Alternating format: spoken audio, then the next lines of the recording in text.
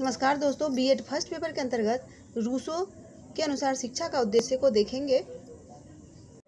प्रकृतिवादी विचारधारा के समर्थक रूसो ने शिक्षा का उद्देश्य बालकों की अपनी प्रकृति अर्थात अपनी नैसर्गिक शक्तियों, प्रवृत्तियों, इच्छाओं और रुचि के अनुसार कार्य करते हुए वर्तमान सुख की प्राप्ति के लिए अवसर प्रदान करना बताया, क्योंकि रूसो जीवन का उद्देश्य आनंद प्राप्ति ही मानते थे।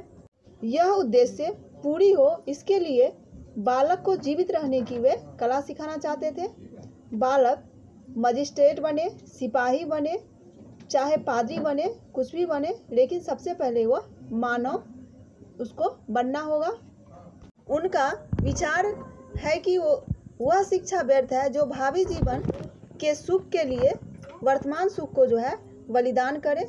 रूसो ने इस तथ्य पर प्रकाश डालते हुए लिखा कि पिता लोगों इस सरल बालकों की उन प्रसन्नताओं को क्यों छीनते हैं जो कि क्षण भर में मिट जाएंगी। बाल्यावस्था के शीघ्र व्यतीत हो जाने वाले दिनों को क्यों कलुषित करते हैं जो फिर वापस नहीं आएंगे। क्या तुम बता सकते हो कि तुम्हारे बालकों को कब मृत्यु बुला लेगी?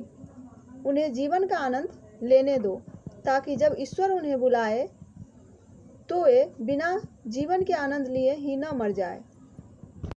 मानव का स्वभाव उसके अभिलाषा से उत्पन्न होता है। इसीलिए रूसो शिक्षा के तीनों साधनों प्रकृति, मनुष्य और वस्तुओं में से प्रकृति को सर्वोत्तम मानते हुए भी दूसरे दोनों आधारों का महत्व को अस्वीकार नहीं किया। उनके मतानुसार प्रकृतिवादी शिक्षा हमारी शक्तियों और अवयवों का आंतरिक विकास प्रस्तुत करती है। प्राकृतिक मनुष्य अपने में पूर्ण होता है और उससे सर्वांगीण विकास होता है। सभी व्यक्ति खंडित खाई है। बालक से मनुष्य के कार्यों की आशा रखना व्यर्थ है। अर्थात बालक से किसी भी कार्य की अपेक्षा नहीं करनी चाहिए। आरंभिक कच्ची वृत्तियों को जैविकीय पृष्ठभूमि में संस्कृति युग सिद्धांत के सहारे उसे पकने दिया जाना चाहिए।